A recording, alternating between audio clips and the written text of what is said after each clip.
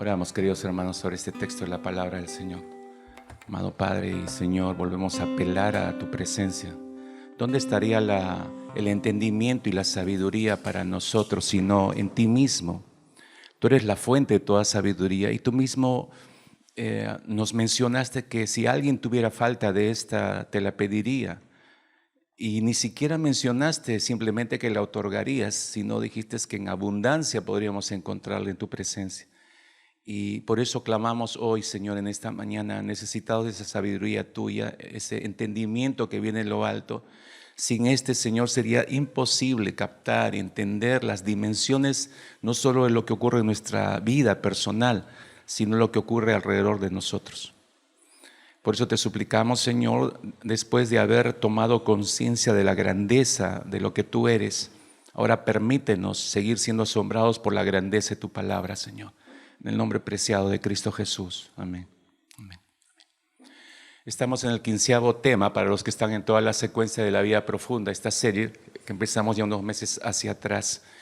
Creo que todos, por lo menos la gran mayoría, puede encender un televisor o sintonizar una radio local, un buen noticiero y mantenerse al tanto de todo lo que está ocurriendo. Más que decir en todo el mundo, la noticia que todos los días sigue insistiéndose y se sigue poniendo en cuenta con sus sesgos respectivos, con sus intereses de por medio, porque no hay noticia, si usted no sabe, no hay noticia que nos coloquen delante sin un interés detrás, sin una política detrás de todo ello, sin una ideología detrás de todo ello. No es que limpiamente nos muestran y nos dan la información así como así, no, es un estado de manipulación de la conciencia de todos los oyentes, ¿no? Y tal es el caso de la guerra en Medio Oriente, que hasta donde muchos o pocos pueden escuchar y entender algo de esto, solamente saben que acá hay una pelea continua entre israelitas y palestinos y no se sabe por qué, si ellos son hermanos, algunos dicen, no, otros son primos cercanos, no tan cercanos, etcétera, etcétera, versión a versión, y de ahí tratar de entender por qué esta sinrazón de lucha y batalla que tiene siglos en realidad, siglos de siglos. Pero no se sabe más. Entonces se toma un partido fácilmente, ¿no? Por lógica, ¿no? Israel es el pueblo escogido de Dios, entonces ellos deben tener la razón y damos toda la razón. Y yo el jueves pasado decía, tenemos que tener mucho cuidado porque está bien que sea el pueblo que Dios escogió un día, pero recordemos que la gran mayoría de este pueblo le ha dado las espaldas al Señor. Y las decisiones que toma a título de genocidio, tomando el término con cuidado, son reales. Y no estoy liberando de responsabilidades al pueblo palestino, igual las tiene. Entonces, ni es un lado ni es el otro. ¿Cuál es el rol de la iglesia en todo esto? Ahora, parecería que este tema no tendría que ver nada con la iglesia de hoy y menos con nosotros. Estamos a miles de kilómetros de distancia de la franja de Gaza y no nos interesa, no nos debería interesar. Claro que nos debería interesar. Estamos inmersos y somos parte de esa historia también. Pero el problema es que no entendemos la historia, no entendemos exactamente lo que está ocurriendo allí. Y parecería que este tema no tiene que ver nada absolutamente con la vida profunda y la vida crucificada. Y déjeme decirle que tiene que ver mucho. Así que preste atención, por favor. Cuando Dios dijo al hombre, hubo una conversación en la Trinidad, tenemos el testimonio de Génesis capítulo 1. Dios dijo, hagamos al hombre a nuestra imagen. Hagamos al hombre a nuestra imagen. Y creó al ser humano. El ser humano está impregnado de la imagen de Dios.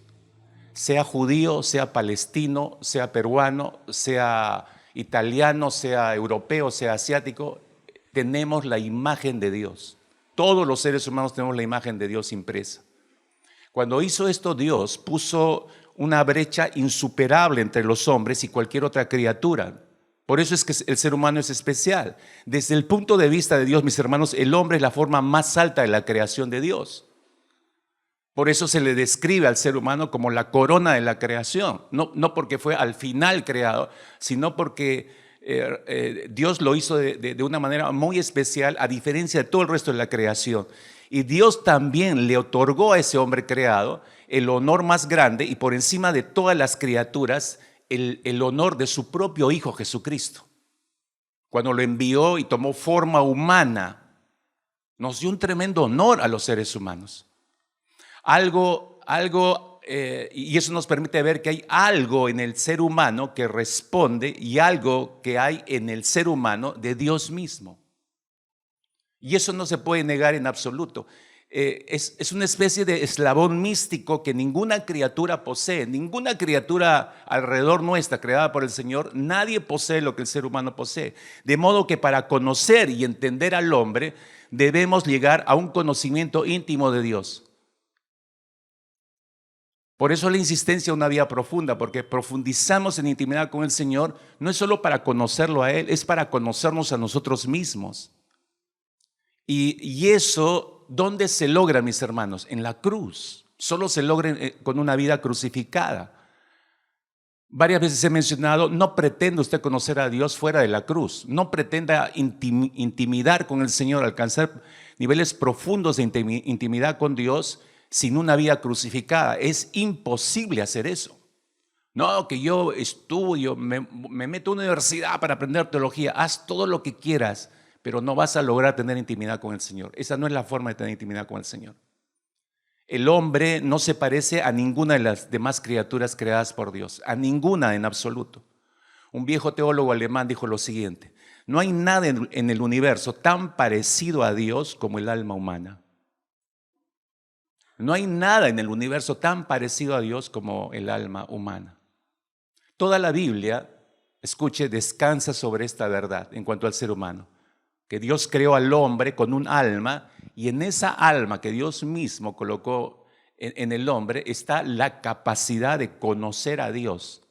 Está la capacidad de conocer a Dios y tener compañerismo con Dios. Dios nos diseñó así. Eso nos diferencia de cualquier otra criatura sobre la tierra. Parte de nuestra experiencia entonces de adoración, ya recibiendo a Cristo, habiendo sido transformados, habiéndonos reconciliado con Dios Padre, parte de nuestra adoración es elevarnos en medio de una mente llena del Espíritu Santo, una mente controlada por el Espíritu Santo, y podemos ver con los ojos de la fe. Podemos ver con los ojos de la fe en adoración al Señor, y lo podemos ver y asombrarnos y admirarnos. Nuestra alma está diseñada para eso, mis hermanos. Que la usemos para otra cosa, los potenciales de nuestra alma, y esa es la naturaleza que hay en el ser humano. Pero en todo ser humano está la posibilidad, repito, de poder conocer a Dios y de tener comunión, compañerismo, intimidad con el Señor. Es así como nos creó Dios. Como lo dijo A.W. Tozer, con nuestros pies firmemente arraigados en las Escrituras. Esto es tremendo lo que dice. O sea, no es solamente una experiencia de emociones, ¿no? De, ay, me siento como en el tercer cielo, estoy adorando al Señor con mis brazos en alto. No es solo eso. Con nuestros pies firmemente arraigados en las Escrituras, podemos elevarnos hasta aquella misteriosa altura de espiritualidad y volvernos tan conscientes de Dios que perdemos el sentido de todas las otras cosas. O sea, todo pierde valor. ¿Dónde experimentamos eso? En la adoración. ¿Y dónde se experimenta esa intensidad de adoración? Porque no estamos hablando de cualquier tipo de adoración. No estamos hablando de cantar cancioncitas en la iglesia un día domingo. No, estamos hablando de experiencia de adoración profunda, que es descrita por Tozer, con los pies en las Escrituras. Eso significa que nuestra adoración debe ser bíblica. Debe ser absolutamente bíblica, no solo emocional, tiene que ser netamente bíblica. Entonces, llegaremos a esas alturas misteriosas y volvernos tan conscientes de la presencia del Señor que todas las demás cosas ya pierden sentido para nosotros. ¿Ya llegó usted a ese nivel de adoración? De manera personal, de manera íntima.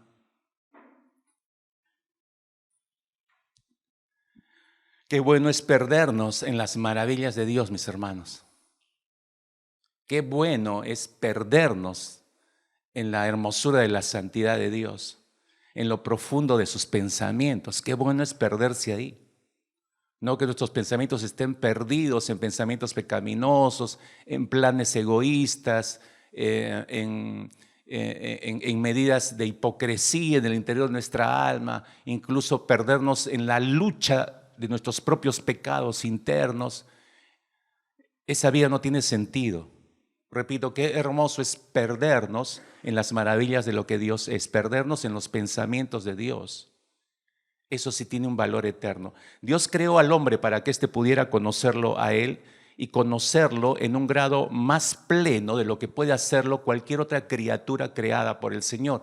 Ninguna otra criatura tiene a Cristo. ¿Ha pensado en eso? Ninguna otra criatura tiene a Cristo como el ser humano. Y ninguna criatura tiene la capacidad de conocer a Dios y de conocer los pensamientos de Dios. Ninguna criatura, Dios no le dio esa potestad a ninguna otra criatura, solamente al ser humano.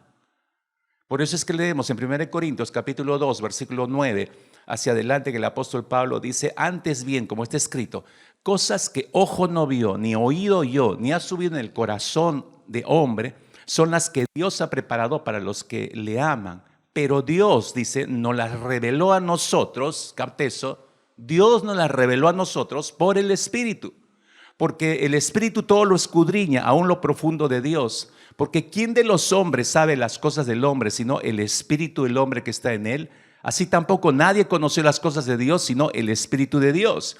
Y nosotros no hemos recibido el espíritu del mundo, sino el Espíritu que proviene de Dios, para que sepamos lo que Dios nos ha concedido, lo cual también hablamos, no con palabras enseñadas por sabiduría humana, sino con las que enseña el Espíritu, acomodando lo espiritual a lo espiritual.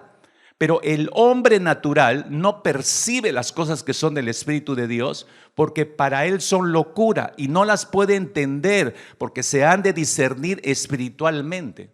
En cambio, el espiritual juzga todas las cosas, pero él no es juzgado de nadie. ¿Por qué? Porque ¿quién conoció la mente del Señor? ¿Quién le instruirá? Mas nosotros tenemos la mente de Cristo. A ninguna criatura se le dio esta potestad. A ninguna otra criatura creada por el Señor se le dio este gran beneficio y bendición de poder conocer los pensamientos de Dios. ¿Dónde se recibe esa revelación, mis hermanos, que está haciendo mención el apóstol Pablo en esta escritura? ¿Dónde se recibe esa revelación impartida por el Espíritu Santo? ¿Dónde podemos conocer la mente de Cristo? En la cruz, por medio de una vida crucificada. No la encuentra usted en ningún otro lugar.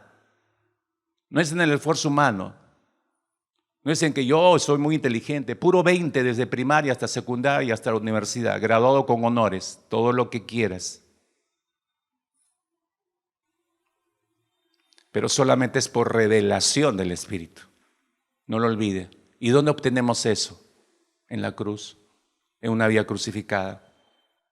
En ningún otro lugar. Ahora, la vida crucificada, definitivamente, que lo hemos ido explicando en todas estas semanas, en todos estos meses, es para desarrollar una vida de mayor intimidad con Dios. La vida crucificada es para desarrollar una vida mayor de intimidad con Dios, crecer, en otras palabras, en intimidad con Dios, conocer mejor su voluntad, ¿no? Agradable y perfecta, pero no solamente conocer su voluntad agradable y perfecta para nosotros, sino también para todo el mundo, porque Él nos puso en este mundo. Si Él nos manda a llevar el Evangelio a todo el mundo, es porque a Él le interesa a todo el mundo, y a nosotros también nos debe interesar el mundo. Pero para hacer eso yo debo estar enterado qué ocurre en el mundo en el cual estoy viviendo. No es otra vez meterme a mi burbuja evangélica y desconectarme del mundo. No tiene sentido, mis hermanos. Entonces, ¿para qué nos va a enviar al mundo si no entiendo este mundo en el cual estoy viviendo, ¿no? Pero ahora, esa vida crucificada, decía, es para desarrollar intimidad, sí, con el Señor, para conocer su voluntad, no solamente para mi vida personal, sino para con todo el mundo. Y eso incluye, mis hermanos, todo lo que está pasando en Medio Oriente entre israelitas y palestinos. Lo incluye porque ellos están en este mismo mundo donde nosotros, tú y yo, estamos viviendo. Entonces, ¿dónde podemos encontrar, mis hermanos, entendimiento y respuestas a este conflicto en Medio Oriente? ¿Dónde se pueden encontrar las respuestas? En los noticieros, en lo que dicen cada uno de los presidentes, en lo que dice cada una de las posiciones políticas, tanto de los de internamente en la Franja de Gaza, o los que están fuera, o los de más afuera. ¿Quién tiene las respuestas de estos conflictos? ¿Estados Unidos?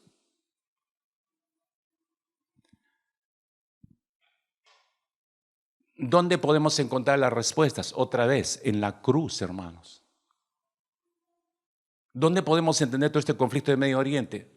A través de una vida crucificada, porque a través de una vida crucificada penetramos en las profundidades de la mente de Dios, y en la mente de Dios, allí dentro en su mente, Él nos puede mostrar no solamente los hechos históricos que se están desarrollando, sino también el significado de esos hechos históricos. Es en aquella intimidad con Cristo Jesús que usted y yo nos podemos permitir comprender cómo y por qué se están dando estos hechos y cuál es el rol de la iglesia en estos hechos justamente. ¿Qué tenemos que hacer nosotros? Fuera de la cruz es imposible entender esto, mis hermanos. La problemática del ser humano, no solamente de israelitas y palestinos, la problemática de todo el ser humano, solamente se puede entender en la profundidad del corazón del Señor y de su mente. Entonces, con esto, permíteme entrar al primer punto del mensaje. Hablando ya específicamente de la vida crucificada, esta nos ayuda a comprender nuestra posición en el plan divino. Tenemos que empezar por ese lado. La vida crucificada nos ayuda a comprender nuestra posición en el plan divino. ¿En qué sentido? Usted y yo somos prácticamente igual que los gentiles del tiempo de Jesús. Entonces, como gentiles creyentes en Jesús como el Mesías, es decir, como cristianos, si usamos el término contemporáneo, ¿qué dice el apóstol Pablo con respecto a nosotros? Romanos capítulo 11, y tenemos que ver este capítulo que leí el pastor Guillermo hace un instante, es un capítulo capital para entender toda esta problemática y nuestra posición en el plan divino en primera instancia. Romanos 11, versículos 17 y 18, dice el apóstol Pablo: pues si alguna de las ramas fueron desgajadas, y tú, siendo olivo silvestre, has sido injertado en lugar de ellas y has sido hecho participante de la raíz y de la rica savia del olivo, no te jactes contra las ramas, y si te jactas, sabe que no sustentas tú a la raíz, sino la raíz a ti. Es un tremendo texto, hermanos, que nos muestra nuestra posición. Es decir, que somos descritos por el apóstol Pablo como ramas de olivo silvestre y que estamos nosotros injertados en el olivo para participar del árbol original. ¿Y qué emana de la raíz del árbol original? ¿Cuál es la savia del Señor? Las promesas de Dios a su pueblo Israel. Lo que corre por el interior del tronco principal son las promesas de Dios a su pueblo Israel. Entonces, la analogía que está haciendo el apóstol Pablo es descriptiva y muestra cómo los creyentes gentiles, es decir, los no judíos, tienen parte en el reino de Dios. No debiendo tenerlo, tienen parte hoy en el reino de Dios. Ahora, medite un momento en la terminología que usa acá el apóstol Pablo. Solamente lo lanzo como una pregunta. ¿No es maravilloso que se nos llame ramas de olivo silvestre? Piense por un instante en eso. A mí qué me importa, a mí me da sueño el término, ¿no? No, pero hablo a los espirituales. Piense por un instante, ¿no es maravilloso que nos llame el apóstol Pablo rama de olivo silvestre? ¿Dónde está la maravilla de esa expresión? Porque esa expresión que usa muy descrita el apóstol Pablo, rama de olivo silvestre, muestra nuestra naturaleza salvaje justamente, nuestra naturaleza caída. Pero a pesar de esa condición por naturaleza, dice que el Señor nos considera dignos de formar parte de algo rico y ya establecido. Algo de lo que originalmente nosotros no éramos parte. Si bien esto, mis hermanos, puede ser parte de lo que Pablo quiso decir, esta analogía que acabamos de leer encierra mucho más para nosotros los cristianos hoy en día. Para comprender mejor el contexto, quiero que regresemos unos instantes a este capítulo 11 de la carta de los Romanos. Tenemos que observar lo que sucede al principio del capítulo 11 de Romanos. el apóstol Pablo está hablando a sus oyentes, que es la iglesia en Roma, los creyentes, les dice a sus oyentes, que en su mayoría son entre judíos y gentiles, les dice que específicamente a los judíos que ellos se perdieron del Mesías. Específicamente dice, ustedes se han perdido del Mesías. Cuando lo rechazaron a Jesús y lo mandaron a la cruz, lo perdieron a Jesús, ¿no? Y perdieron no solamente la persona de Jesús, sino que perdieron el mensaje de gracia que Él trajo y el ofrecimiento de la salvación y reconciliación con el Padre. Y al perder a Jesús, ustedes, les dice a los judíos, se han centrado y siguen creyendo en que pueden ser salvos por sus obras personales y así alcanzar la salvación eterna, y siguen esperando al Mesías cuando el Mesías ya vino. Ese es el problema de todos los judíos actualmente, no creyentes, o no cristianos, los judíos no mesiánicos, como se les dice. Entonces, si usted se fija en los versículos 11 al 16, el apóstol Pablo describe cómo los gentiles tienen una oportunidad, a pesar de haber sido desechados, a pesar de haber crucificado a Cristo, todavía tienen oportunidad de alcanzar al Mesías, porque el propio pueblo de Jesús, a pesar que lo rechazó, pero Dios en su larga misericordia y paciencia, todavía les tiene una oportunidad. Los versículos 11 al 16 de Romanos 11, permíteme leerlo en la versión Dios habla hoy para comprenderlo mejor, mientras tú lo sigues en tu Biblia. Versículo 11 del capítulo 11, dice el apóstol Pablo, ahora pregunto, ¿será que los judíos al tropezar cayeron por completo? De ninguna manera, responde, al contrario. Al desobedecer los judíos, los otros han podido alcanzar la salvación. ¿Quiénes son los otros? Los gentiles, los no judíos. Los otros han podido alcanzar la salvación para que los israelitas se pongan celosos. Ve entendiendo los propósitos del Señor. No son cambios así por así. Quiere producir algo en su propio pueblo el Señor. Versículo 12. Así que si el tropiezo y el fracaso de los judíos ha servido para enriquecer al mundo, a los que no son judíos, ya podemos imaginarnos lo que será su plena restauración. Es decir, los gentiles hemos sido beneficiados para salvación. ¿Cuánto más va a ser la restauración del pueblo real escogido del Señor? Me refiero a Israel. Versículo 13. Pero tengo algo que decirles a ustedes que no son judíos. Puesto que Dios me ha enviado a los no judíos, yo tengo en gran estima este servicio. Ahora se dirige a los gentiles. Quiero, dice el apóstol Pablo, verso 14, quiero que algunos de mi propia raza sientan celos de ustedes, los gentiles, y así llevarlos a la salvación. Verso 15, pues si el rechazo de los judíos ha traído al mundo la reconciliación con Dios. Capte esa frase que es importante. Otra vez, en el versículo 15, pues si el rechazo de los judíos ha traído al mundo la reconciliación con Dios. Y entonces, ¿qué no traerá el que sean aceptados? Nada menos que la vida para los que estaban muertos. Verso 16, pues si el primer pan que se hace de la masa está consagrado a Dios, también lo está la masa entera. Y si la raíz del árbol está consagrada a Dios, también lo están las ramas. O sea, por eso es que nos alcanzan las promesas del Señor a los que hemos sido injertados.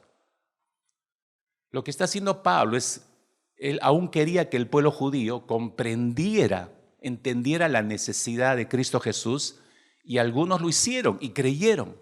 Y actualmente muchos siguen creyendo. Es increíble la cantidad de judíos que ahora son judíos mesiánicos, creen lo mismo que tú y yo, ¿no? Pero describe el rechazo de los judíos, si te has dado cuenta en el versículo 15, como la reconciliación del mundo. Por eso releí ese pasaje, porque si su exclusión es la reconciliación del mundo, ¿qué será su admisión sino vida entre los muertos? Y está pensando en la nación judía. Hermanos, qué bendecidos somos realmente, si usted nunca lo consideró o nunca se dio cuenta de este asunto, qué bendecidos somos, mis hermanos y mis hermanas, a pesar que hay una tristeza de fondo, porque el pueblo de Dios, el pueblo escogido del Señor, el pueblo judío, rechazara al Mesías, por el cual habían orado muchísimos siglos, muchísimos años. Pero cuando Él llega, no lo identifican, no lo reconocen y terminan crucificándolo. Pero te das cuenta que Dios trae una bendición incluso de un asunto tan doloroso y tan contradictorio como este. Y es para nosotros, los que no somos judíos, ¿no es cierto? Tenemos el acceso al Mesías de Israel, el Salvador del mundo. Yo ni siquiera me he puesto a pensar qué hubiera ocurrido si los judíos de primera instancia lo hubieran aceptado a Cristo Jesús y lo hubieran recibido como su Rey y Señor y lo hubieran reconocido como el verdadero Mesías. Quizás ninguno de nosotros hubiera accedido a la salvación, no lo sé. Pero el rechazo de ellos, Dios lo ha transformado. Todas las cosas ayudan a bien, dice la Escritura. Lo transformó para el bien de nosotros. Entendamos un poco el simbolismo que está usando el apóstol Pablo acá para aclarar la analogía del apóstol Pablo. Voy a usar una figura que está en la pantalla. Los gentiles, es decir, los que no son judíos, que reconocen a Jesús como el Mesías y por lo tanto lo necesitan, esas son las ramas del olivo silvestre, ahí en la derecha de su pantalla. Eso somos tú y yo. El olivo cultivado y con raíces y todo representan las promesas de Dios dadas a Abraham, Isaac y Jacob, el pueblo original del Señor en el Antiguo Testamento. Pero afirma el apóstol Pablo, usando esta figura, Pablo afirma que si bien Dios hizo estas promesas específicamente, las hizo para el pueblo judío, nosotros, los no judíos, como gentiles, tenemos parte de todas esas promesas debido a nuestra creencia en lo que Jesús dijo que era, ¿no? Y creímos en lo que Jesús dijo que era, el Mesías prometido, el Salvador del mundo, el Hijo de Dios. Cuando nosotros hemos creído, entonces hemos sido injertados en el árbol original. Y como ya hemos leído, recibimos parte de las promesas del Señor para nosotros. Entonces, ahora que estamos injertados, mis hermanos, ¿qué es lo que somos? Si bien el proceso de injerto, la siguiente por favor, el proceso de injerto nos da derecho a ser herederos, mis hermanos, de las promesas de Dios a los judíos, no nos convierte en judíos completamente. Escucha, por favor. Nuestra fe en el Mesías prometido nos ha permitido llegar a ser hijos de Abraham. ¿Podrías retroceder un poco al texto, por favor, Jessy? Gracias. No nos ha hecho, decía yo, nos ha permitido llegar a ser hijos de Abraham. Y por eso estoy haciendo esta aclaración. Pero no somos judíos, claro que no. Pero por eso está el texto de Gálatas 3:7, ¿no? Lo leo, aquí está en la versión Dios habla hoy. Dice, por lo tanto, ustedes deben saber que los verdaderos descendientes de Abraham son los que tienen fe. ¿Fe en quién? En Cristo. Entonces, si yo pongo mi fe en Cristo Jesús, soy descendiente de Abraham. ¿Me están entendiendo, hermanos? Despierta al que está a tu costado y lee. Otra vez, es una inmensa bendición la que tenemos. Si usted no se ha puesto a reflexionar y a meditar en esto, ¿no? No es que somos solo cristianos, soy cristiano evangélico. No, somos descendientes de Abraham. ¿Qué? ¿Que te estás viajando? No, dice Gálatas 3:7. Es lo que dice Gálatas 3:7, porque hemos tenido, nuestra fe está puesta en Cristo Jesús. Entonces somos descendientes de Abraham por eso, ¿no? Entonces, por eso decía, ahora que estamos injertados, ¿qué es lo que somos? Según este versículo, ¿qué es lo que somos? La siguiente, ahora sí. Si bien el proceso de injerto nos ha hecho ser herederos de las promesas de Dios a los judíos, no nos convierte eso automáticamente a nosotros en judíos. Entonces, tras el injerto, conservamos nuestro carácter original como gentiles, porque no somos judíos. Los judíos siguen siendo judíos y los gentiles siguen siendo gentiles. El cambio radica, mis hermanos, en que entonces somos uno en Cristo Jesús. Ese es el cambio. Hemos entrado a formar parte del pueblo del Señor. Entonces, si alguien sabe algo de sembrar, cultivo y hasta un poco al leído de injerto, sabrá que para injertar se tiene que retirar una parte. Entonces, pensando en esa figura, al injertar es necesario cortar algunas ramas del árbol original para dejar espacio al que va a ser injertado y para que pueda tener una mejor carga nutricional esa nueva rama injertada, si no, ¿de dónde se va a alimentar? Pero tiene que cortarse algunas ramas para hacer ese injerto. Ya, esa es la figura con la nación de Israel. Eso es lo que perdió la nación de Israel y nosotros hemos sido encajados en ese lugar. El apóstol Pablo dice en su analogía del injerto que Jesús vino a salvar al pueblo judío, pero la mayoría de ellos le rechazó al Mesías.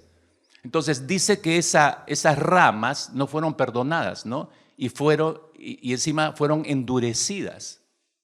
Lamentablemente, el pueblo judío que no reconoció a Jesús como su Mesías y Salvador, entonces fue separado del árbol, fue separado de las promesas del Señor. Ese es el estado actual de muchos judíos hoy en día.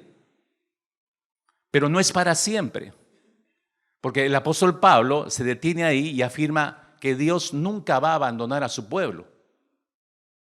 Hay medidas drásticas que ha tomado el Señor, pero no lo ha abandonado. Por eso tenemos un texto, por ejemplo, que podría haber muchos, uno para ilustrarle, primera de Samuel capítulo 12, versículo 22, donde dice, pues Jehová no desamparará a su pueblo por su grande nombre, porque Jehová ha querido hacer los pueblos suyos. Él no va a desamparar a la nación de Israel, jamás lo ha hecho y jamás lo va a hacer. Dios es sumamente claro en su amor eterno por el pueblo judío. Lo escogió y nunca va a dejar de ser su pueblo, por más que le haya dado las espaldas. Entonces, el apóstol Pablo, después de aclarar esto, él continúa diciendo que Dios los va a reimplantar. Hay un tiempo en que Dios los va a volver a tomar y los va a reimplantar con gusto. ¿Cuándo va a ser eso? Cuando ellos abandonen su incredulidad acerca del Mesías.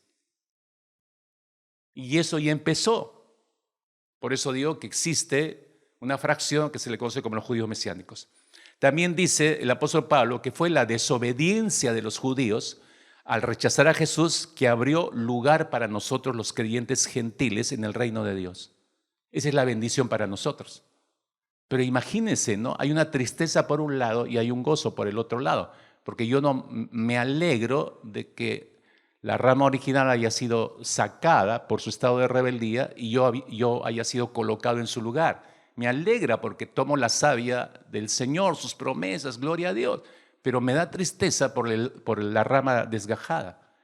Pero Dios dice, esto es algo disciplinario, pero no va a ser así para siempre. Yo no voy a desechar esas ramas desgajadas, las voy a volver a reinsertar. ¿Cuándo, Señor?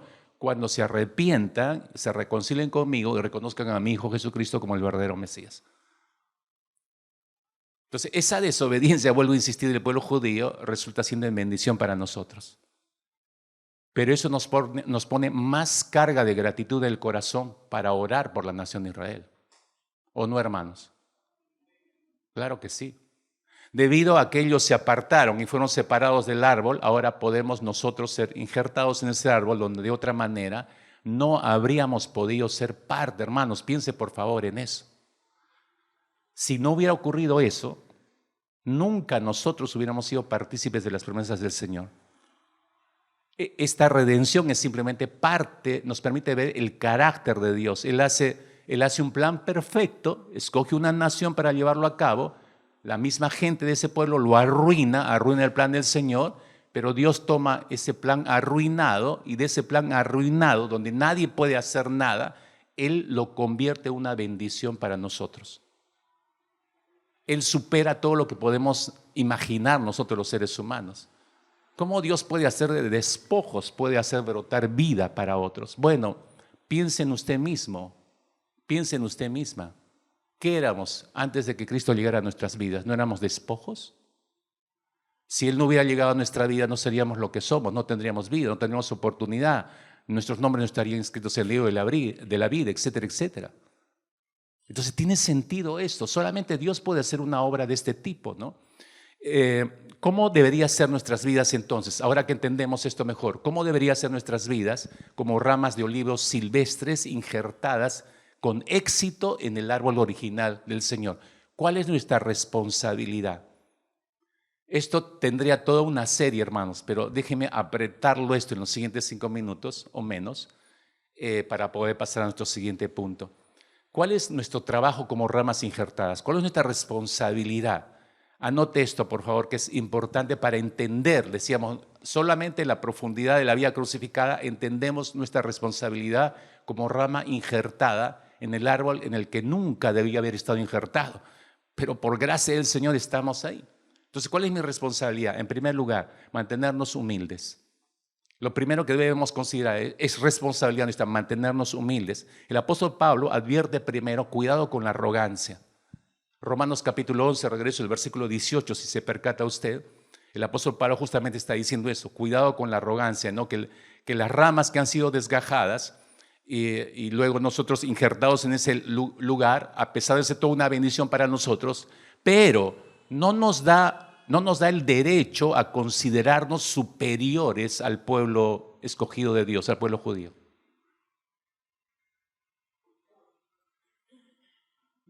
Obviamente no debe ser un asunto de escarnio menos, ¿no?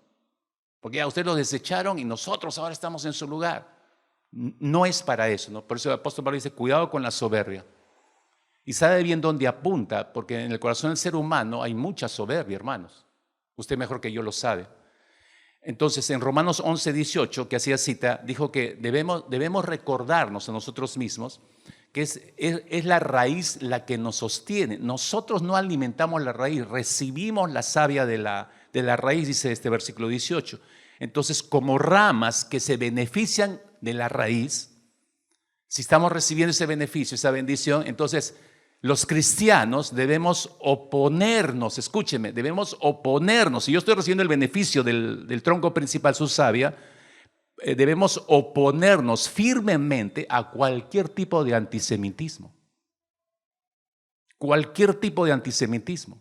Y trabajar diligentemente para superar la profunda brecha que en muchísimos siglos se ha abierto entre cristianos y judíos a lo largo de toda la historia. Entonces, ahí hay trabajo de fondo de nosotros como creyentes, que no tengo que ver nada en la distancia. Mira, lo que tú opinas acá del pueblo judío pesa mucho, porque eso va en nuestras propias opiniones. Sí, que son unos tal por cual, oye, ojo, cuidado, estás hablando del pueblo escogido del Señor, así como estás hablando del pueblo escogido de Dios. ¿Y quién se puede meter con la niña de los ojos de Dios? Tenemos que ser cuidadosos en eso, mis hermanos. En segundo lugar, ¿cuál es nuestra prerrogativa en todo esto? En segundo término, aprender más sobre el árbol. No solamente a mantener un estado de humildad, sino debemos aprender más acerca del árbol donde estamos injertados, porque ser injertados nos brinda la oportunidad de salvación. Usted sabe, alcanzamos salvación como gentiles. Entonces, algunos cristianos, y hablo bien, algunos cristianos dicen que el Antiguo Testamento ya es irrelevante para nuestra fe. De hecho, que ya lo han descartado. Solo existe el Nuevo Testamento para muchos cristianos hoy en día. Pero eso es totalmente errado, hermanos. Porque Génesis capítulo 1, Génesis capítulo 12, los primeros 3 versículos de Génesis capítulo 12, usted se da cuenta que contiene la promesa dada de parte de Dios a Abraham, de darle tierra y descendencia numerosa. Pero cuando Dios le hace esta promesa a Abraham, le dice específicamente que él va a ser el punto de partida para bendecir a todos los pueblos de la tierra, todos los pueblos de la tierra, a través de Abraham. Con él empezaba, pero todos los pueblos de la tierra. ¿Por qué usó ese término el Señor? Y Abraham lo entendió. En cierta manera lo entendió. Entonces no tiene que ver, la bendición de Dios no está restringida a solamente el pueblo judío, ojo. Es un pueblo escogido, sí, donde empezó toda la historia. Pero la bendición de Dios iba más allá de esta nación. Por eso es que toda la Biblia, mis hermanos, contiene la historia del pueblo de Dios desde Génesis hasta el último versículo de Apocalipsis. El carácter de Dios se va revelando en las Escrituras a lo largo de su palabra y debemos dedicar por eso toda nuestra vida a conocer a Dios y conocer sus promesas. Porque si nosotros hemos recibido esa savia, yo tengo que entender bien, tengo que saborear esa savia, tengo que conocer su composición. No es solamente recibirla y tomarla, ¿no? Sino tengo que conocerla, ¿no? Estamos llamados a eso, ¿no? Tanto las promesas ya cumplidas por el Señor, tanto las promesas que están por cumplirse sobre nosotros, y porque sobre eso está cimentada toda nuestra fe. La fe del creyente está cimentada en las promesas del Señor. Entonces, aprendamos más sobre el árbol. En tercer lugar, tercera responsabilidad, tenga una fe digna de celos. tengamos una fe digna de celos. No encontré otra mejor forma de expresarlo, pero le explico qué significa esto. Esto significa que debemos vivir nuestra fe como creyentes, vivir nuestra fe de manera tan pura, mis hermanos, tan sólida, tan consecuente, ¿no? Dando fruto del Espíritu Santo. Y cuando pienso fruto del Espíritu Santo, estoy, usted sabe, pensando en Gálatas capítulo 5, verso 22 y 23, el fruto del Espíritu, ya usted sabe cuál es. Que seamos consecuentes con ese fruto, que estemos teniendo ese tipo de vida de tal manera que los incrédulos, incluidos los incrédulos judíos, deseen lo que nosotros tenemos. Porque no sé si a alguien aquí ya le ha pasado, ¿no? Nos ven tener una vida tan correcta, tan íntegra, tan santa en nuestros medios de trabajo, donde quiera, donde estemos. Y dicen, oye, ¿cómo? Mira, todo el mundo está desesperado por este asunto de político, económico, qué sé yo. Y yo a ti te recuerdo tranquilo, tranquila, que a ti no te choca o te es indiferente o no te importa lo que pasa en nuestro país. Oportunidad para abrir el evangelio, ¿no? Por supuesto que me importa, ¿no?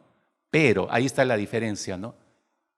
Dios dijo esto, Dios dijo aquello, ahora abres la palabra, le explicas, hay esperanza en lo que el Señor dice, entonces el Señor prometió que estaría con nosotros, además Dios dijo esto, prometió aquello, entonces le hablas el panorama a la persona. Por esto es que yo estoy tranquilo, porque sigo esperando en el Señor, porque su palabra dice que confíe en Él en todo tiempo. Sí, podemos dar testimonio de eso, entonces la gente, wow, no sé si le han dicho y han usado específicamente esta frase, ¿no? A mí me gustaría tener lo que tú tienes. Ok, ¿quieres tenerlo? Lo puedes tener en este mismo momento. Le sientas, le abres la escritura otra vez y le presentas el plan de salvación. ¿Me están entendiendo, hermanos queridos? Ok, despierta a la persona de al lado, dile, ¿entendiste? Tremenda bendición recibida, tremenda bendición compartida. Por último, mis hermanos, nuestra cuarta responsabilidad, oremos por el pueblo judío. Es obvio, cae por su propio peso. Oremos por el pueblo judío. ¿Qué debemos orar? Orar por la salvación de aquellos que todavía no creen en Cristo Jesús como el Mesías prometido y que ya vino, ¿no?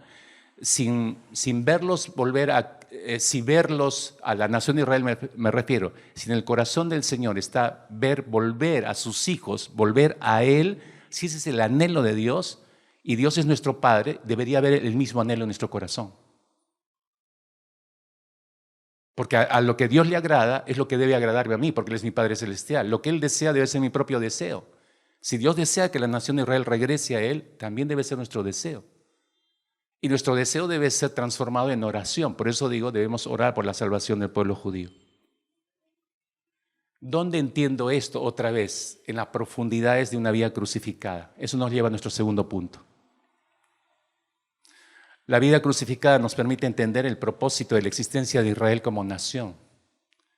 Y aquí yo espero que se va a aclarar varias cosas en la mente que cree la gente, incluyendo evangélica, pero no conoce en realidad los hechos tal cual, como Dios los ha desarrollado en la historia y como da testimonio en la Escritura, ¿no?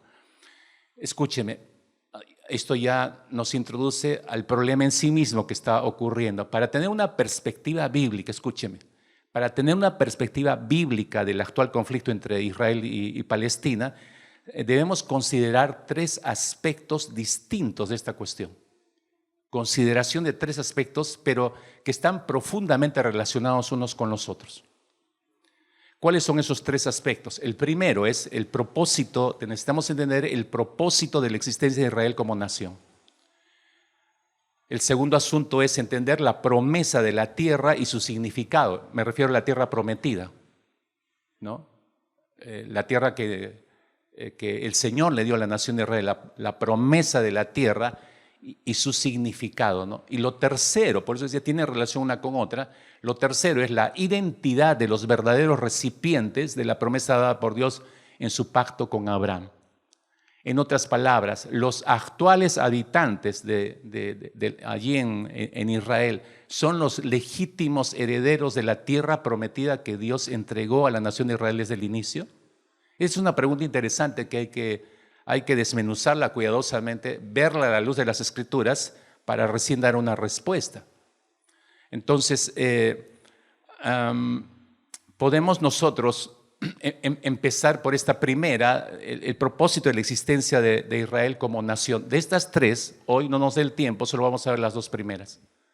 La tercera ya la veremos el próximo domingo. Entonces parto con esta primera, ¿no? Entender el propósito de la existencia de la nación de Israel como nación. ¿Dónde partimos? Tenemos que partir desde el origen de la nación de Israel. ¿Y dónde ubicamos el origen de la nación de Israel? En el llamamiento de Abraham. Eso nos regresa a Génesis capítulo 12, los 3 primeros versículos que hacía mención hace un instante, ¿no? Donde dice, ¿no? Génesis 12, versículo 1 hacia adelante, pero Jehová había dicho a Abraham, vete de tu tierra y de tu parentela y de la casa de tu padre a la tierra que te mostraré, y haré de ti una nación grande, y te bendeciré y engrandeceré tu nombre, y serás bendición. Bendeciré a los que te bendijeren, y a los que te maldijeren maldeciré, y serán benditas en ti todas las familias de la tierra. Entonces, Dios fue muy específico en esto, ¿no? Entonces, Dios llama a Abraham a salir de su tierra y a dejar toda su parentela, su familia. ¿Dónde? A una tierra que en ese momento, para Abraham, la desconoce por completo. Pero él no cuestiona nada, él simplemente obedece, usted sabe esto. Y ese llamamiento, en ese llamamiento le promete, entre otras cosas, le está diciendo Dios, acabamos de leer, hacer de él una gran nación, le dice. Voy a hacer de ti una gran nación. Pero también le dice, por medio de ti voy a bendecir a todas las familias de la tierra. O sea, Abraham está escuchando la descripción de esa promesa. Así que desde el principio, mis hermanos, desde que viene la promesa a la mente sobre Abraham, es obvio en la mente de Abraham que la formación de Israel no era un fin en sí misma.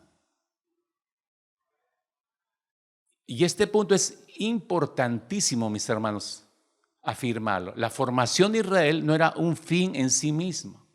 Esta nación habría de ser un instrumento clave en las manos de Dios para llevar a cabo su plan de redención para todos los hombres sin distinción y sin raza.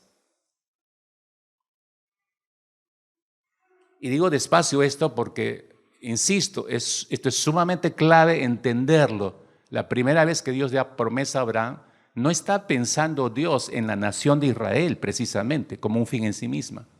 Es el punto de partida para llegar a todas las demás naciones. Entonces, esa exclusividad que reclaman los judíos hoy en día, los actuales judíos, que nosotros y nosotros, no, estás equivocado. No son ustedes. Dios los levantó, los escogió para bendecir a todas las naciones. Ahora póngase a pensar en frío. ¿A usted le bendice que Israel esté asesinando a un montón de gente inocente? Ese es el punto.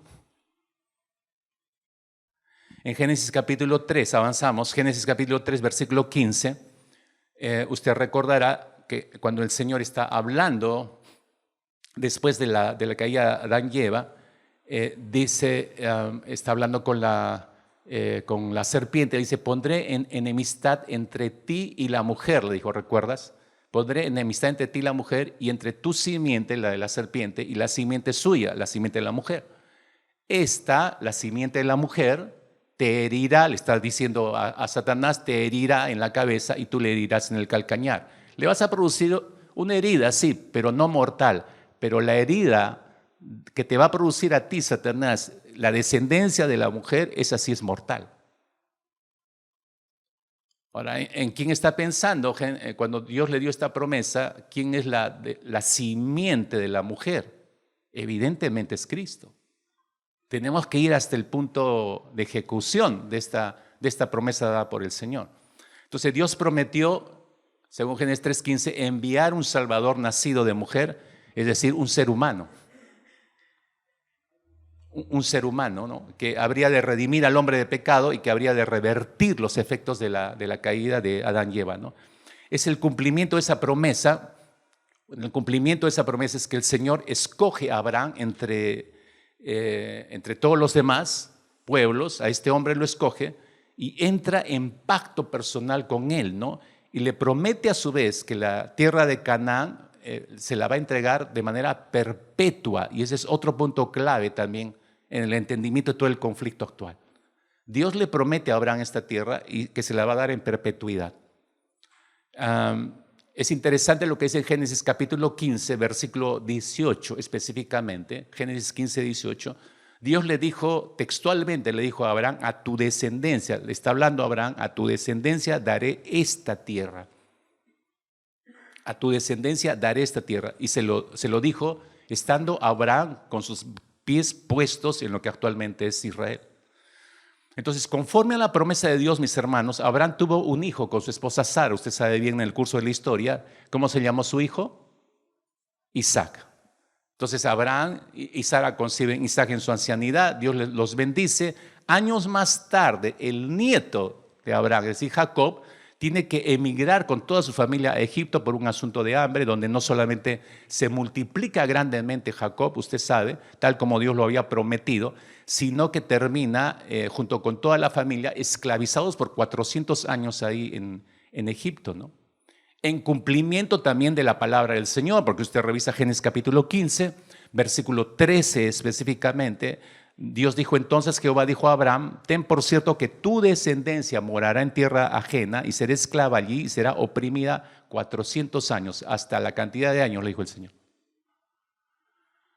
Entonces, hasta que son libertados, hasta que son liberados por medio de Moisés, ya estamos en el libro de Éxodo a estas alturas, y introducidos a tierra prometida, libro de Josué, ¿no es cierto? Bajo el mando de Josué precisamente, ya están en la tierra que el Señor les ha prometido a la nación de Israel. Ahora bien, ¿por qué Dios prometió específicamente esa tierra, esa franja y no otra?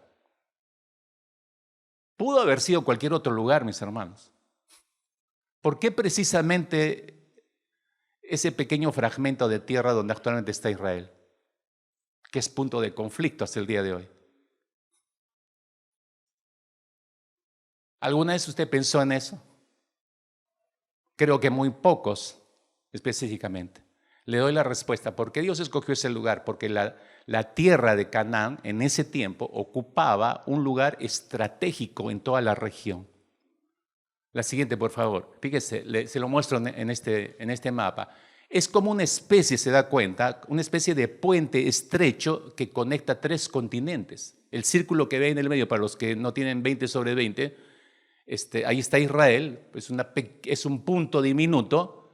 Servía como un puente de conexión entre el continente africano, europeo y asiático. Era como un cuello de botella. Todos tenían que pasar por ese cuello de botella. Entonces, en Ezequiel capítulo 5, versículo 5, Dios dice de Jerusalén, la puse en medio de las naciones y de las tierras alrededor de ella. La puse en medio de las naciones. Es por la razón que le acabo de decir. Entonces, esa no fue una elección antojadiza de parte de Dios, para que usted sepa. Repito, Israel era el paso obligado entre el norte y el sur en esos tiempos. Pase obligado entre norte y sur. Si retrocedes, por favor, y así al anterior, gracias. Entonces era pase entre África y Europa, esos 2 continentes, y era el pase hacia Asia. Entonces, por eso digo, era como un cuello de botella obligado para todos los viajeros, todos los comerciantes, ¿no? Lo que permitiría, ese punto estratégico, lo que permitiría que las naciones, al pasar por ese cuello de botella, entrarían en contacto con una nación que estaba gobernada por Dios mismo, y al descubrir al Dios que los gobernaba, pudieran conocer al Señor, las demás naciones. Fíjense qué estratégico que fue Dios. O sea, todos los que pasaban por ahí se quedaban algunos días, otras semanas antes de continuar camino. O sea, había la oportunidad de que ellos vieran cómo era la nación de Israel y cómo estaba gobernada por Dios. Éxodo capítulo 19, versículos 5 y 6. Dice, ahora pues, si daréis oído a mi voz y guardaréis mi pacto, vosotros seréis mi especial tesoro sobre todos los pueblos, porque mí es toda la tierra, y vosotros me seréis un reino de sacerdotes y gente santa. Estas son las palabras que dirás a los hijos de Israel. Vosotros me seréis un reino de sacerdotes y gente santa. ¿Para quién? Para todas las demás naciones. Otra vez digo, fíjense el plan del Señor, perfecto. Sabía que por ahí era paso obligado, conectaba a las a los tres continentes, y todos recibirían el testimonio a través de la nación de Israel, ¿no? Por cuanto toda la tierra es del Señor, entonces si Dios es propietario de toda la tierra, entonces Él escoge a Israel, le revela su voluntad a Israel y lo coloca a Israel en ese lugar para cumplir así sus propósitos redentores para toda la humanidad. Esa es la estrategia de Dios. Deuteronomio capítulo 4, versículo 5 hacia adelante, Dios dice: mirad, yo os he enseñado estatutos y decretos como Jehová mi Dios me mandó, para que hagáis así en medio de la tierra en la cual entráis para tomar posesión de ella. Guardadlos pues, ponedlos por obra, porque esta es vuestra sabiduría y vuestra inteligencia ante los ojos de los pueblos. Ante los ojos de los pueblos. ¿Cuáles pueblos? Todos los que cruzarían por Israel, los cuales oirán todos estos estatutos y dirán esos pueblos: ciertamente pueblo sabio y entendido, nación grande es esta.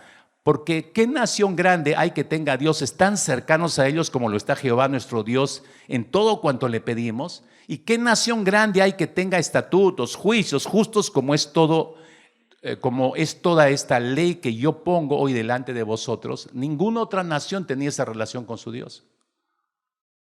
Ninguna otra nación tenía leyes como la que Dios había dado a la nación de Israel, y ninguna ley había establecido un tipo de vida en la nación de Israel. Era totalmente diferente a todas las naciones de su entorno. De manera que la tierra de Israel era un lugar estratégico, mis hermanos. ¿Para qué? Para el cumplimiento de los planes redentores de Dios para con todas las familias de la tierra. Pero al mismo tiempo, esa tierra simbolizaba las bendiciones de Dios prometidas a su pueblo en el contexto de sus propósitos redentores.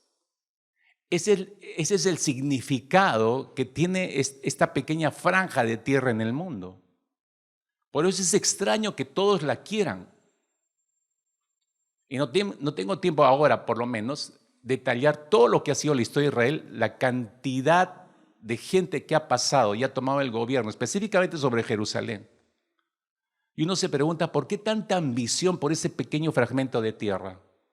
Entonces uno va entendiendo por qué ahora.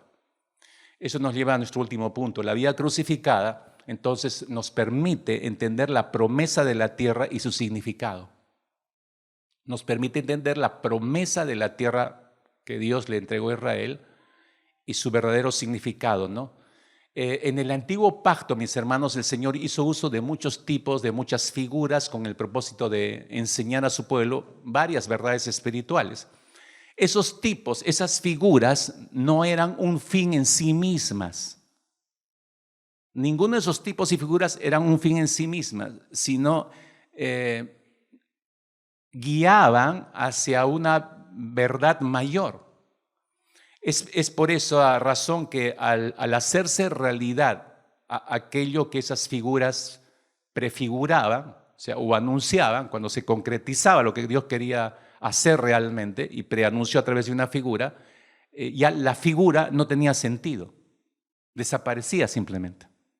Ejemplo, el sistema, usted sabe, porque lo debe haber leído, lo he escuchado varias veces, el sistema de sacrificios rituales de los judíos en los templos.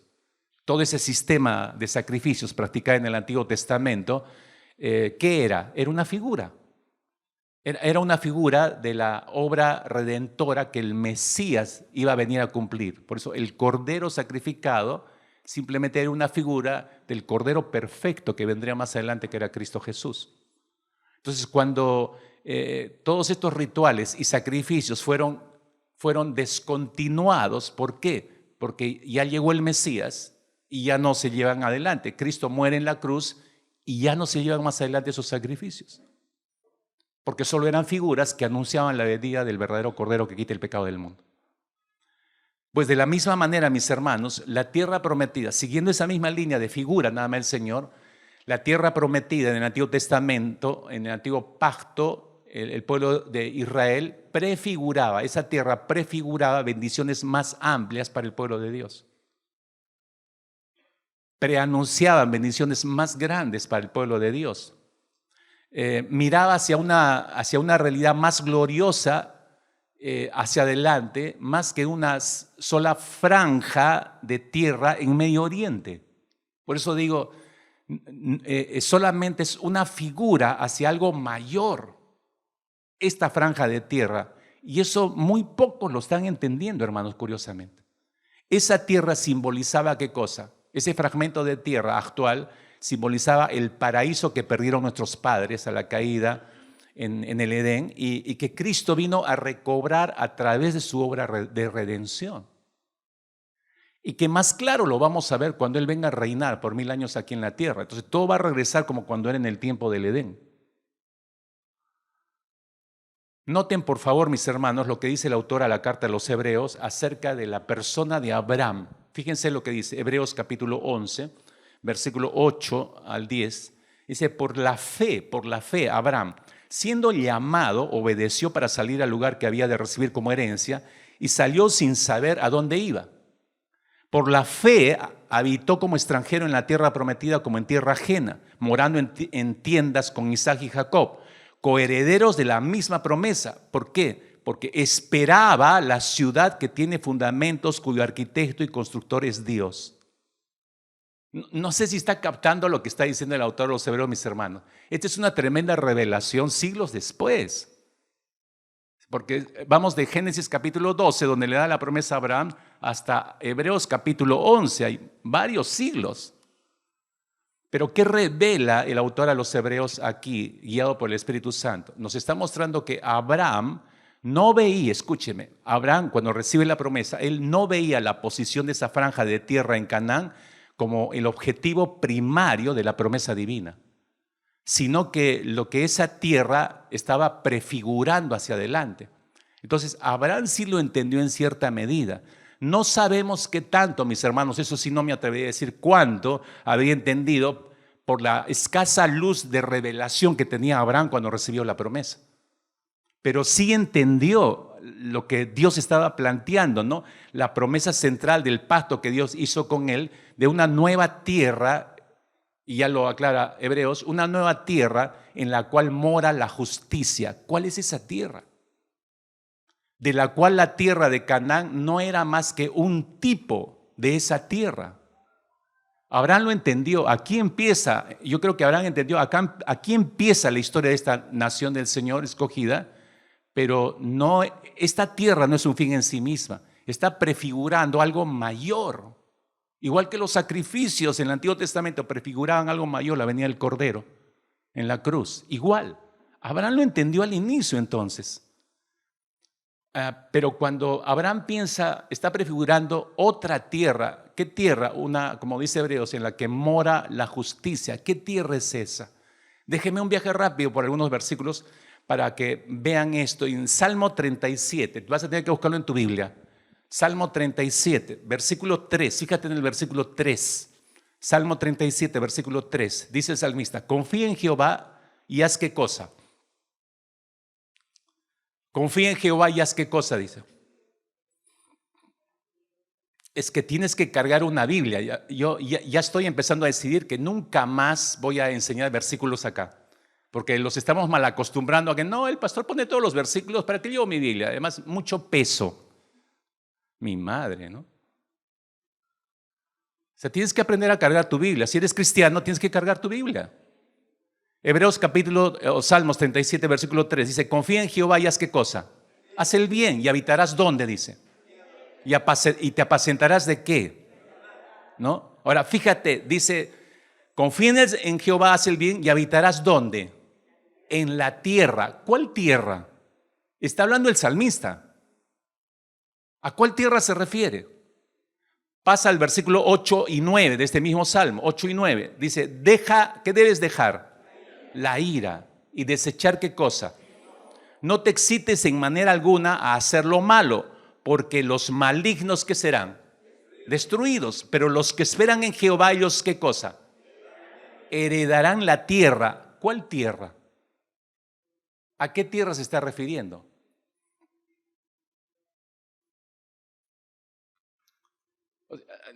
Sigamos leyendo, versículo 11.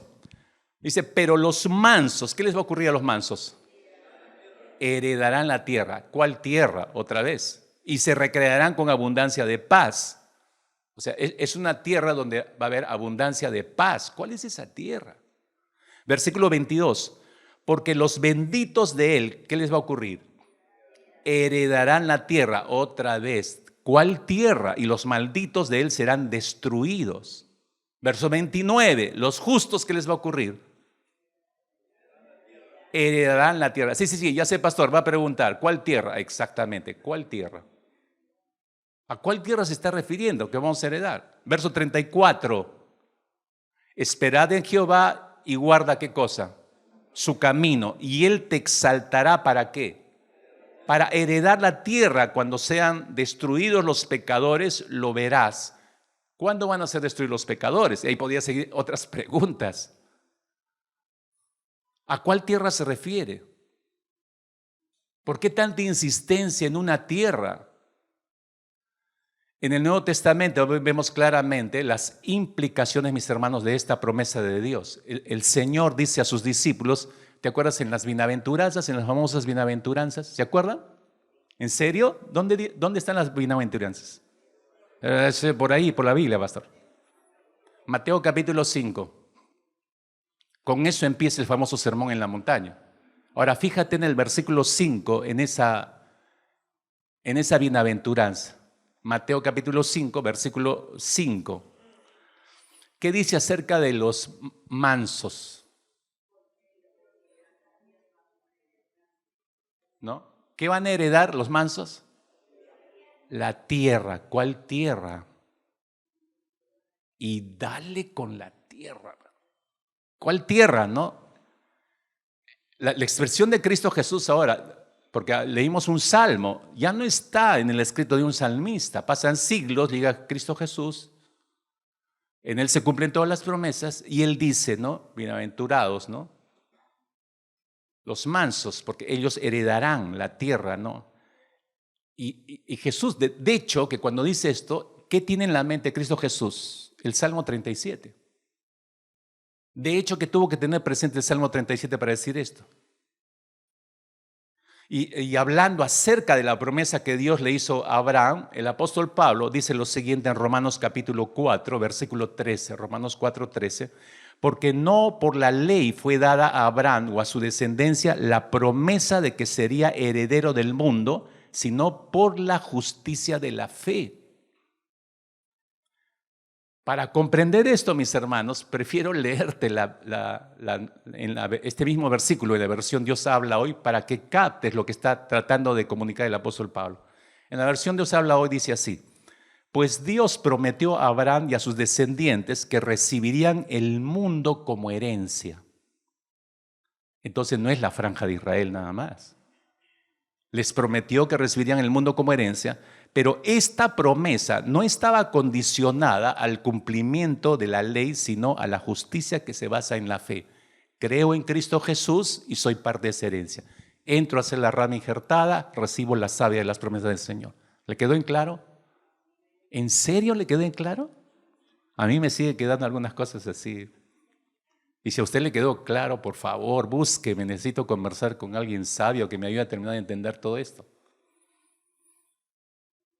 Entonces Dios, termino mis hermanos, Dios le está prometiendo a Abraham, si se da cuenta, ¿no es cierto?, que no sería heredero de una franja de tierra en Medio Oriente, si te estás dando cuenta hasta aquí, sino que sería heredero del mundo.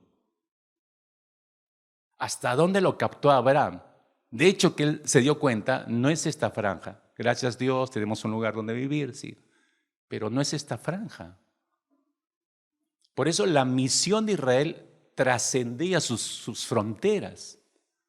Ser luz a las naciones, wow, era un llamado que los sacaba fuera de esa pequeña franja en realidad, ¿no? Entonces, repito, Dios le promete a Abraham no que va a ser heredero de una franja de tierra en Medio Oriente, sino heredero del mundo, ¿no? Entonces, a través de la obra de Cristo, el paraíso perdido viene a ser el paraíso recobrado. Según Romanos capítulo 8, versículo 19 hacia adelante, dijo el apóstol Pablo, guiado por el Espíritu Santo: Porque el anhelo ardiente de la creación, de toda la creación, es el aguardar la manifestación de los hijos de Dios. Porque la creación fue sujetada a vanidad no por su propia voluntad, sino por causa del que la sujetó en esperanza. Porque también la creación misma será libertada de la esclavitud de corrupción a la libertad gloriosa de los hijos de Dios. Cuando venga el Señor, no es que solo se trata de la pequeña franja en Israel, que es cierto que hay promesas que el Señor va a descender, su pie donde va a pisar Jerusalén, se va a partir en dos, se va a abrir un gran valle, etcétera, etcétera. Y ahí empezará el reinado por los 1000 años, junto con todos sus santos, pero ni Cristo va a estar mirando solamente por la franja de Israel en este instante. El gobierno del Señor va a ser hacia todo el mundo, hacia todas las naciones. Esto nos lleva a la última pregunta, mis hermanos, que le mencionaba al inicio, las 3 razones por las cuales debemos entender todo esto, ¿no? Y esta es la última pregunta. ¿Son los descendientes físicos de Abraham actuales? ¿Son los descendientes físicos de Abraham los herederos primarios de esta promesa? ¿Realmente son los herederos primarios de esta promesa? Pero esa respuesta la revisamos la próxima semana. Pero hasta aquí espero que te haya quedado claro. Ya sabes cuál es nuestra posición como iglesia en la rama principal que es Dios y sus promesas. Debemos estar súper agradecidos con el Señor de que así ha sido una desgracia ocasionada por la nación de Israel, ha venido en transformarla el Señor para bendición de nuestras vidas.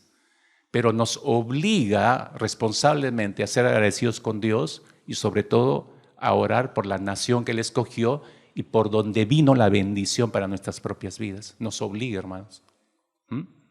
No siendo nosotros el pueblo judío.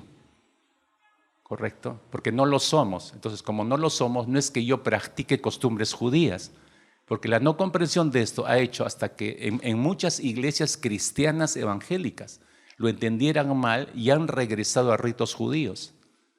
Desde el pastor que usa kippah, del momento que dijo, somos el pueblo que el Señor ha injertado y qué sé yo, entonces todos se hacen judíos. El pastor se empieza a poner kippah. Entonces, poco más yo vengo con mi manta, con mi kippah, y poquito a poco, bueno, regresemos a los sacrificios, ¿no? Montemos acá un altar. ¿Quiere que le perdonen los pecados? Traiga su corderito. ¿Y por dónde iría todo, no? Bravo, quemaríamos todo el techo. Sí, es medio loco eso, ¿no? Pero es increíble, pero se ha retornado por una concepción errada. Yo creo que siempre es asunto de error de escudriñar bien las Escrituras, error de observación, error de interpretación y obviamente lleva a un error de práctica. Oremos, mis hermanos, oremos. Por favor, con la persona que está a su costado, póngase de pie, dele gracias al Señor por lo que usted ha recibido en esta mañana, pero por favor, tómese un minuto, ore por la nación de Israel, ore por la salvación de todos aquellos judíos que aún no se les ha hecho luz y aún no creen que Cristo ha venido y aún no creen que Él es el Mesías prometido y el Salvador prometido.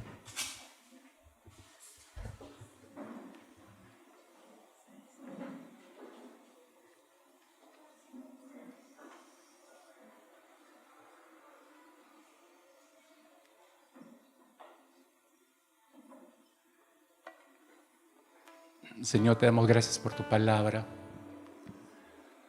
Gracias por darnos el inmenso privilegio de haber sido injertados en ti, Señor, y estar recibiendo la savia de toda, no solo tu presencia, tus promesas, tus bendiciones, pero también gracias porque transformaste el dolor de una nación, Señor, lo transformaste en bendición para otras naciones. Pero era parte del plan tuyo, Señor. Por eso oramos por la nación que escogiste como tu nación escogida. Abre sus ojos. Gracias por todos aquellos que ya han descubierto esto a través de tu palabra y te adoran a ti, Señor Jesucristo, como nosotros te adoramos.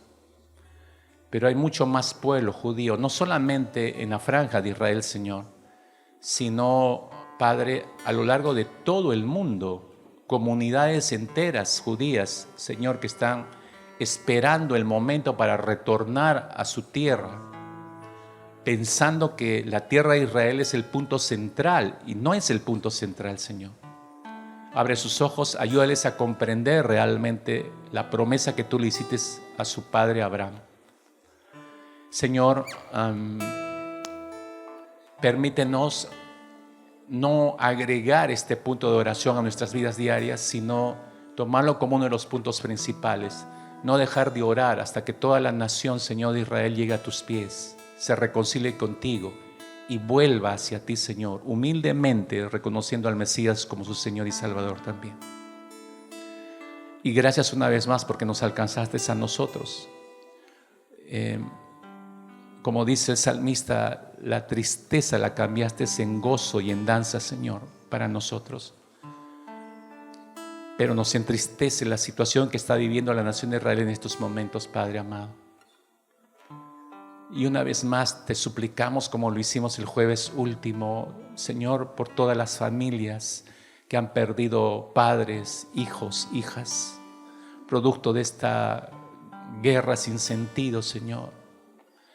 Ambiciones humanas, políticas que siguen reinando, que salen fuera de tu palabra, ya sea desde el lado palestino, ya sea desde el lado israelita, Señor. Ten misericordia y ten compasión, Señor, por todo este saldo de familias destruidas que han quedado, por este alto número de niños y niñas huérfanos que han quedado en el desamparo, Señor. Ten misericordia con tu nación, Señor, aquella que escogiste un día. Ten compasión, Señor, por ellos, que pronto puedan volver a ti, Señor. Que aún estas guerras sean usadas para que su corazón se vuelva a ti, Señor. Oramos fervientemente así, Padre amado. Cumple tus promesas también allí, Señor. Cumple los términos de los tiempos que tú tienes diseñados, Padre amado, para tu nación.